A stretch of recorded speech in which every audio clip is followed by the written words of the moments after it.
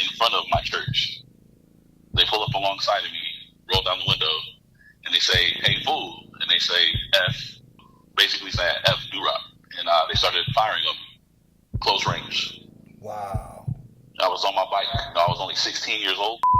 Man, I was not only struck in the spine, I lost my left kidney, I lost my spleen, my left lung collapsed. You know, I have bullet fragments that you can literally feel in my stomach to this day. Welcome and welcome back to S.WigginsTV. It's me, Worldwide Wiggins, back with some more dope content for y'all. Today we gonna switch gears, man. You know, I do a lot of gang stuff and, gang affiliated stuff and, the perspective of such. But I done had a few comments like, hey, bro, why don't you give us like the non-affiliates side, like people who may have been, close with the bangers, but, seen it from a different point of view. So we're going to hear a crazy story, never before told, at least, from what I can see. And, we gonna chop it up like that, man, straight from the Duarte section. Give it up for my boy D. What's the deal, man? What's up, S.Wiggins? Man, pleasure to have you, man. I appreciate you reaching out, man. That's love, man. Now, you have a very, very crazy incident, man. We gonna get to that in literally 1 second, but let's kind of give them a background, man. What is it like, in Duarte, and what hoods is over there, and how was it for you coming up? Okay, so first things first, as a disclaimer, as you said earlier, I'm not a gangbanger, so I can't really dig too much into the things unless I experienced it firsthand, right? Right. So the only gangs over there, I believe, are, a couple. There's some Hispanic Latino gangs. There's MNV, and there was Duarte East Side. And then the black gang, that predominant black gang in that area of Duarte and Monrovia is, I believe, the Durocc Crips. And the city, I'm going to be honest, man, it's beautiful there. It's very suburban, a lot of beautiful homes. Not a lot of crime in certain parts, but there are certain areas, little pockets. I think all throughout LA County, there's always those two sides to cities, or that one part of the city that has a little rough area, right? Right. And it definitely would get, active in those areas. And beautiful mountains. I'm pretty sure if anyone's driven past the San Gabriel Valley, the mountains, you know how beautiful that scenery is. Lots of parks, lots of, beautiful, I guess you would say, just a lot of beautiful scenery. And even in the low end part, below the train tracks of the Duarte Road, that's what people consider to be the low end. And that's not just a gang thing. That's like, a commonality but amongst the community. Like, above the train tracks is the high end, below is the low end.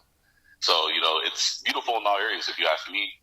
There's a lot of fisheries and different things, but on certain streets back in the day, it was very, very wild. It can get wild at times. For sure. Man, we gonna hit them upside their head, man, straight like that. Like, tell them that incident that happened to you, bro, because as we speak, you're paralyzed. People, they can't see you, but let them know what happened, man. No interruption. Let's get down to it. So, January 12th, 2008, afternoon, I was finishing up, a job at the church I worked at. I worked at a church that was literally a couple blocks away from my home, on a road by the name of Peck Road. And the area at the time had a lot of gang conflict between the predominantly black gang, the Durocc Crips, and some of the other Latino gangs, right? And it spiraled out of control. And a lot of that violence started to leak into the community.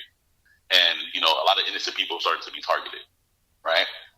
And it was a normal Saturday. I would clean up the church before Sunday. It was my first job. I'm pretty sure anyone listening who had a job at that age, it was just proud to make some money. 2007, 2008, right? So, it was easy for me. I would do my thing. And this day, I remember I actually had finished my job. And I think I was going to the dairy to get, a few snacks. There's a drive-in dairy. I don't know if you've ever seen those. Yeah. Drive-in dairies where you can pull in. Yep. We have one right there, literally adjacent from the church on Peck Road, and that's where everybody goes to get their stuff. So I rode my bike over there. I think I got some chili lays and some Arizona, high school typical snacks, Cali stuff. I got it. The whole time I was riding from my home, I didn't realize that there was a, burgundy small sedan following me. I thought perhaps they were lost, because that area is pretty close-knit. Most people who go up and down those streets live there, right? It's not an area where people just frequently travel through. So, I'm not paying them any attention. I don't have any reason to look over my shoulder, right? I heard incidents of people getting shot and whatnot, but I never thought it would happen to me because I wasn't involved. So, I go from the street I lived on at the time was Pamela Road. And I leave from Pamela, and I go up to Riddell, now Camino Real, all the way to Peck. As I get to Peck, I kind of see the car pull up, and I'm thinking, nothing, they didn't do anything to me. I get the snacks, I'm heading back towards the church, and right when I get in front of my church, they pull up alongside of me, roll down the window, and they say, "Hey, fool," and they say F, basically saying F Durocc. The diss term. Yeah, I know. The diss term. I don't want to say the derogatory term, Right. But they said that, and they started firing them close range. Wow. I was on my bike. I was only 16 years old, and man, I was not only struck in the spine. I lost my left kidney. I lost my spleen. Oh. My left lung collapsed. I have bullet fragments that you can literally feel in my stomach to this day. Oh my God. Like about 17 years later, and and the scary part was I remember looking directly down into the barrel, and if I wouldn't have lifted my arms in time, I feel like I would have been shot in my face, because that's how close they were. Anyone who's ever traveled on Peck Road, they know how high those curves are. So, I'm on a bike on top of a high curve, so they're pointing up. They're not pointing straight ahead. Oh, so, man. And instantly I remember just feeling the, adrenaline rush. I'm trying to get off the bike. I can't get off the bike in time. And when I land, I instantly knew I was paralyzed. Oh, man. So just let's pump the brakes for a second, man. So they shot you at the church, bro? Right in front of the church on the sidewalk. Same church I had just finished cleaning, a few hours before that. Wow. There was kids literally playing in the basketball court on the church property, like right around. The kids helped save my life. All the peers I grew up with and whatnot. Because the church is located right next door to, I think it's the Riviera Apartments. And then, man, a couple of weeks later, another tragedy will happen there.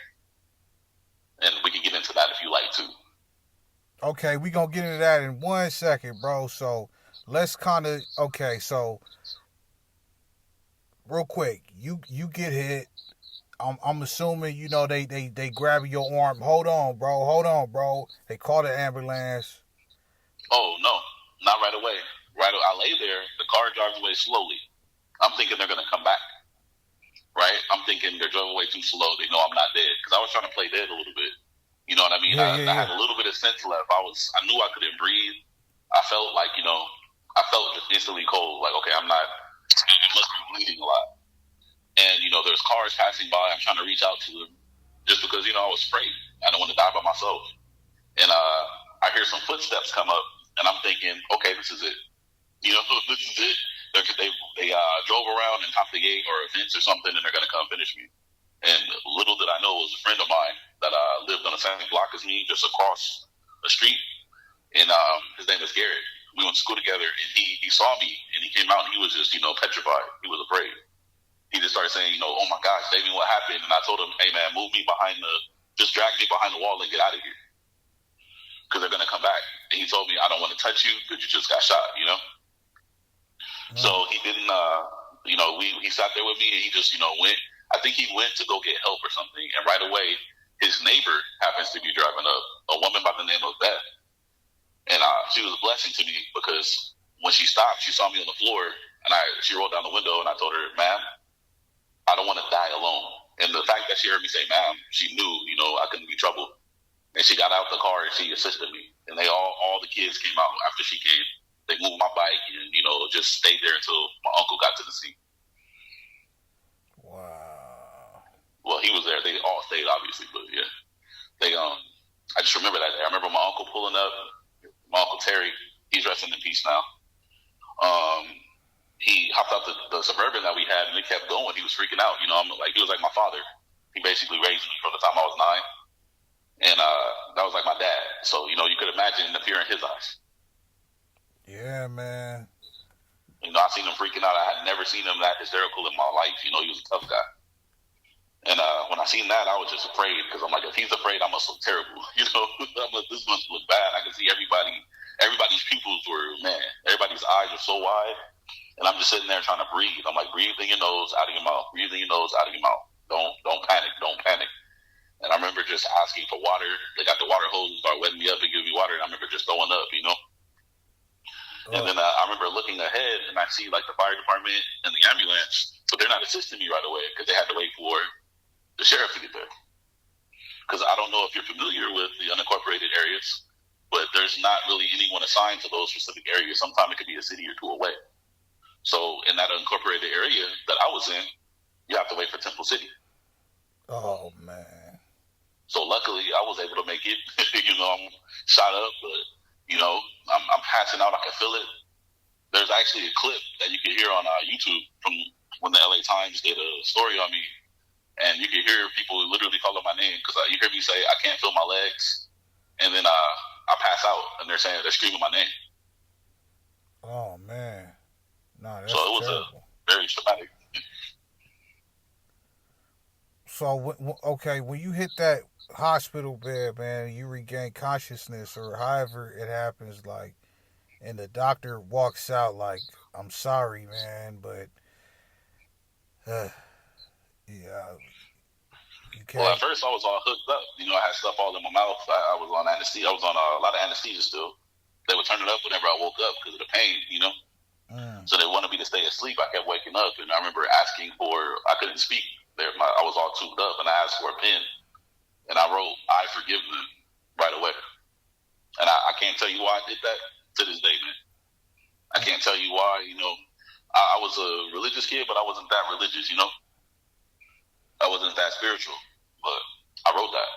And I don't know why I wrote it. I can't tell you to this day, man. Whatever was going on during that time where I was out, I don't know, maybe it was a higher spirit or something, but I knew instantly I was going to have to basically challenge life differently. I knew I was paralyzed. They didn't have to tell me. So how did you function with, you know, losing the spleen, your lung collapsing? Like, how did you go through that, bro? Well, they have to fill your lung up with, like, you know, some kind of substance. So I had a big old tube in my chest that was, like, you know, keeping my lung, helping my left lung get better. I had a food tube in me. You know, I had all these different things happening. Mind you, I'd never been to the hospital in my life before that. So, you know, having all these wires and whatnot connected to you, all kind of new drugs and stuff. You know, it was a very, very scary, you know, situation for a 16-year-old. Me, looking back, I was, you know, when I heard everything that happened to me, it was like I couldn't even really process it, to be honest. I couldn't process it. I was just like, you know, am I going to stay paralyzed? You know, that's the first thing I thought. Am I going to stay like this, right? Like, am I going to heal? You know, maybe I can get better. Maybe if the whole heal or something, I'll be able to regain sensation. But no, they're basically telling me, look, there's a very slim chance you'll ever regain sensation or walk again. You know, and then after like about a couple of weeks, I started intensive therapy.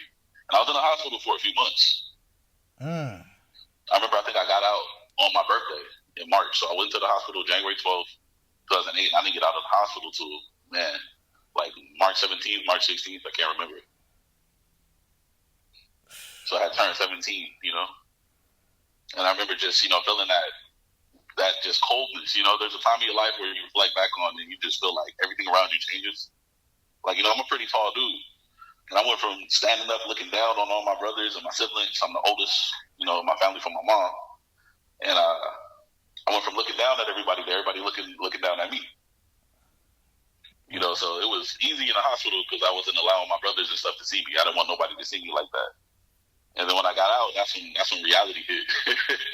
Reality hit hard. You know, when you can no longer do the things you were used to. You have to adapt to a new life in a society that isn't built for the disabled completely, you know? Oh, yeah. Man, I'm real sorry that you had to go through that, man. I know it must have been tough. Oh, man, you know, you 16, bro. Your hormones is pumping and you know, you losing your sensation below your waist, you tripping. You know what I mean? You kind of going through phases where, you know, you got a girlfriend and whatnot, and you just like, what's going on? You know, why did this happen? Hey, but at the same time, I realized, like, you know, it was a time where I had to face my own identity for real. You know, it was like a time for self-discovery, because when you can perform all the time, just doing basic things, nobody really questions you. You don't question anything. But when you can no longer do the same things that you used to do, you have to really question who you are. It's the biggest challenge. It's like, you know, how do I get back to my old self? But then you realize there's no going back. So it makes you question, you know, who you are at the moment. Like, who am I now? Yeah. And that took me on a journey to my life, man. I just started dedicating myself to doing positive things. You know, it didn't make me angry. There was times I was mad, of course. There was times I was hurt. But I was more inspired to do good right away. Because I didn't want nobody else to feel the kind of pain I felt. Right. You know, a year later, man, 2009, I was in Fullerton, going to Cal State Fullerton with my own apartment. So, you know, that didn't stop me. Man, so that's great. Well, just briefly, you know, before we get into this next incident, what was the point? Because we talked off air. At some point, you started regaining sensation. Okay, well, I'm gonna be honest, man. I felt like I started getting like little sparks of sensation while I was still in the hospital, and no one believed me. I would be sitting there sometime, and I would feel like, you know, just burning in my legs, like nerve. I guess it was just like the nerves burning, and it felt like cause you know how it feels when your feet fall asleep. Yeah. You start losing sensation a little bit. Yeah. I felt that tingling you feel, but on like times 100. And it was so crazy because it keep you up. You know, you have to get pain meds for that because like it goes out of control. And I remember just feeling like I think I could move like the muscles in my thigh, right? Mm-hmm. And then I would try, and I was like, I could feel it. I could kind of feel it a bit. And then, you know, I had one doctor. I had a few. Most of the doctors were very optimistic, and they were supporting it, telling me to keep thinking positive, and anything could happen. You're really young. You still have, you know, healing on your side. But when I did have one doctor who brought a needle in and was like, if you can't feel this, you can't feel anything. It would scrape my legs, and, you know, my uncle would kind of mean mug up and get into it with him a little bit, like, don't tell this to this kid, you know? Yeah. And I would feel you know, I couldn't feel the needle. I couldn't feel the skin on my legs or nothing, but I felt like deep inside I could kind of flex. And then over time, like over the next few months, I would start feeling like little sparks, right? And it got to the point to where I would move my leg by myself, and then I would call everybody into my room, and nothing would happen. And they'd be like, "Oh, Dede, oh, you tripping, man?" You know, my nickname is Dede. So growing up, that was just my childhood nickname. And they would always tell me, "Man, you tripping? You ain't moving your legs. Ain't nothing happening." And then, you know, over time, I started doing it. You know, I started moving. I started flexing all the muscles in my thigh. I started lifting my leg up. You know, and then I started, you know, I felt like this is going to get real TMI, too much information, but when you paralyzed or something like that, you have to use a catheter, man, to pee.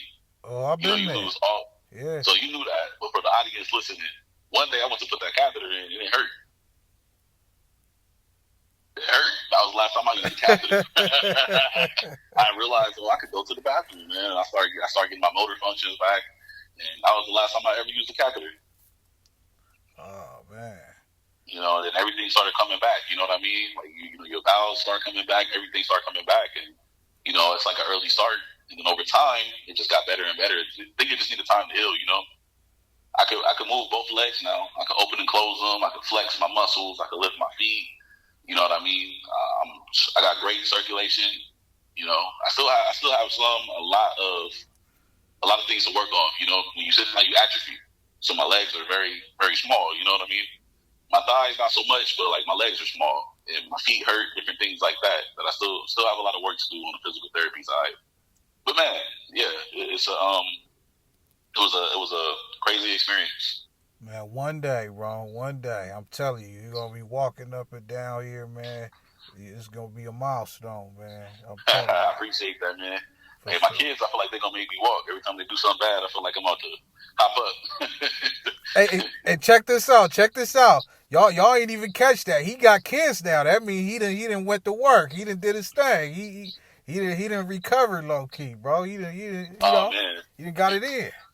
yeah, I have a son, man. I have a son, Davey and Quinn, the second. Davey and Quinn Graham, the second. And I have a daughter, Diana. I have a 5-year-old son and a 3-year-old daughter. My son was born in 2020. My daughter was born in 2022 in January. So I'm very blessed. Facts. And they look just like me, so yeah, for all the people who be questioning, they definitely me. Oh man, hey, I love that, man. You keep a positive spirit, man. You don't let it get you down, man. That's awesome, man. That's beautiful. Absolutely, you have to, man. You have to be a positive force because some of the places that we come from, people like to paint us as the people in our areas as a negative and just a completely negative light, and they profit from it. I think that there's also positivity that comes from it too. You can't have one without the other. And I think that a lot of the youth have never been challenged to face their own identity, right? They've never been faced to look at themselves as an individual. And a lot of times, our communities, let's be honest, like follow the leader kind of thing. Right. But nobody has ever embraced a journey or a hardship where they can look at themselves in their own light, where they can make their own decision and become an asset, not only to themselves, but to society. Right. Right? And that's what I try to inspire. I try to inspire kids to, hey, man, what do you think? I ask them questions that really personalize them, and I try to get them to think there might be something that you can create that no one else can create that the world needs. And you're not thinking about it because you're too busy trying to impress a few people that don't even matter. They're not going to be around in a couple of years. They're not going to be around in the next 2 years. And if they are, what are you guys building together? Try to challenge them to think beyond the scope of where they're at right now. Because if I could do great things, so can you. Facts. I live in Orange County. I live in Irvine. And tonight, when you called me, I was on the way to a ceremony with one of my students in my program, where I helped them do the same thing. I helped them find out, or help them build the right way towards the college application process with themselves in mind, right? Because I don't know if you know anything about the college application process, how competitive it is. Oh, nah. No idea. Well, it's extremely competitive. And a lot of times people get, I guess you would say, skewed, right? They think that they have to do a bunch of things to compete with other students, but they can't tell you why they're doing any of it. Their parents are forcing them to do it, or they think it'll look good on a resume. But if you ask them why they care about it, they can't tell you. Right. And then I don't know who's telling them this stuff, but the second you open up a college application portal to apply, guess what they ask you? They ask you, tell us who you are and why you'll thrive here, right, without mentioning your grades and your resume, basically. Oh, yeah. So I help them build stuff and find a way to express themselves through everything they do aligned, so it matches who they are. So they have a story. If you think about it, you'd be like, okay, that makes sense. That's that person. That's who they are. Rather than I'm doing all these things. I got a 4.5 GPA, and I was the president of the chess club, and all this random stuff that 100,000 other students are too. Help them simplify themselves to make an individualized process for them, so they can go on and do great things in the future. From the heart, not from what they think people want to see. Facts. Yeah. So, man, I want to get back. Want to do this interview so people can hear that too. I know they hear the story. I know they hear the tragedy, but there's also triumph that comes from it. Facts. Nah, that's beautiful, man. And yeah, let's hit them with that other incident, man, just so they wake up, man, because it's somebody listening to this actual interview, bro, and they in a gang and they probably never been shot before. You feel me? And they think like, oh, this can't happen to me. I'm on point. I got my thing on me. I look left and right. I'm watching. But you never know, bro. You cannot account for how fast that stuff happens, man. Yeah. And not only that, anything can happen at any time, man. All it takes is 1 second to slip, 1 second to not be ready. We're human. We're meant to be distracted, right? So you can't always be on point. You can't always think of yourself as being capable of doing things that are humanistically not possible. It's just, you're not superheroes. You're literally flesh and bone. You only get one life that we know of, right? So you need to be aware that danger can happen to you. You're not the toughest thing on earth, even if you think you are. Right. Anything could happen, man. We live in a time where you hear about toddlers accidentally shooting their parents all the time.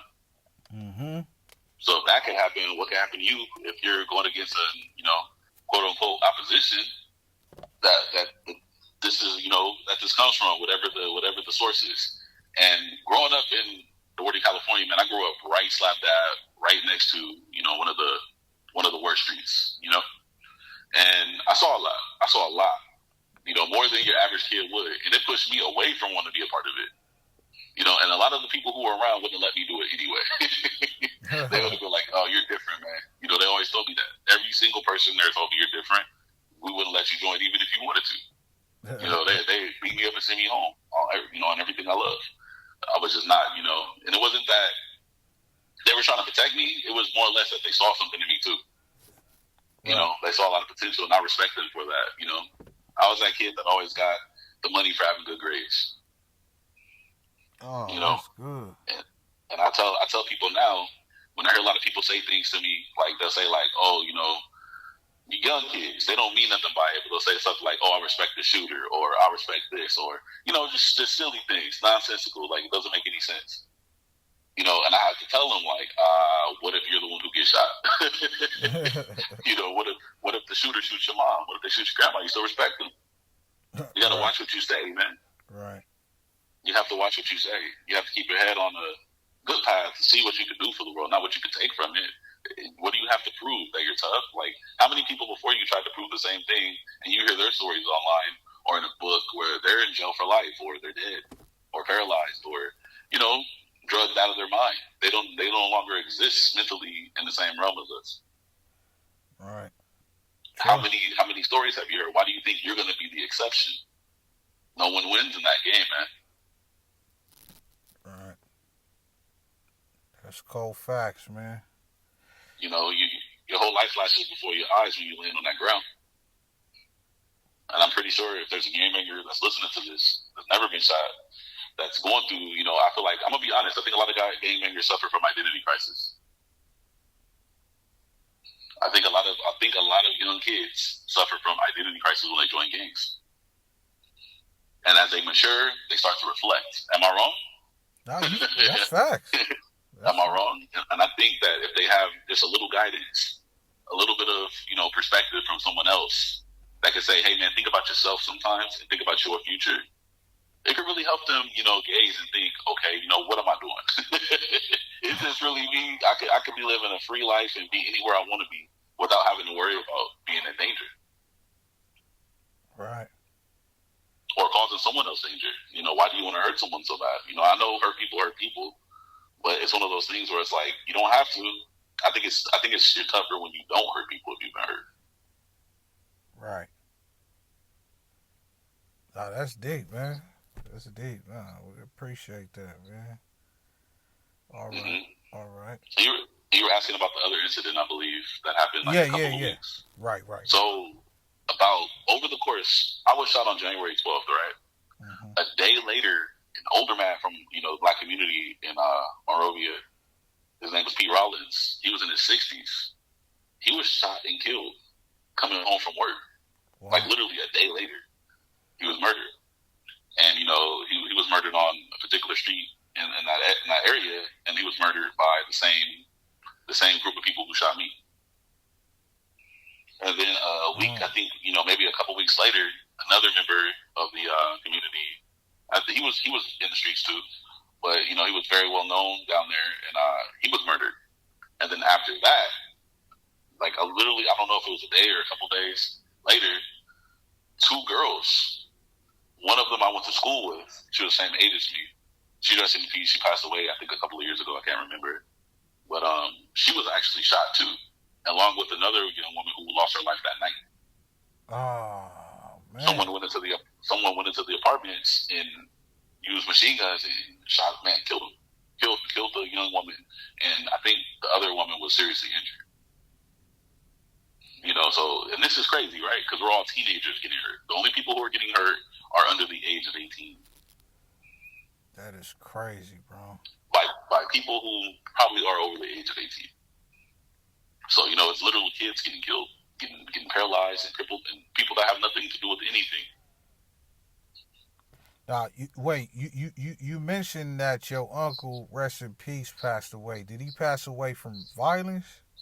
Yeah, he passed away from violence in 2021, I believe.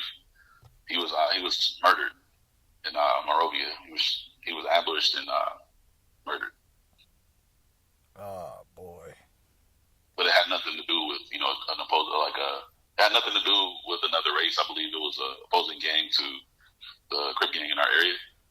So I don't really know all the details about it, but I know he was murdered. Oh man. And that changed me a lot. That really messed me up because I was a person who taught me how to navigate in life. He made sure we weren't going to be gang members.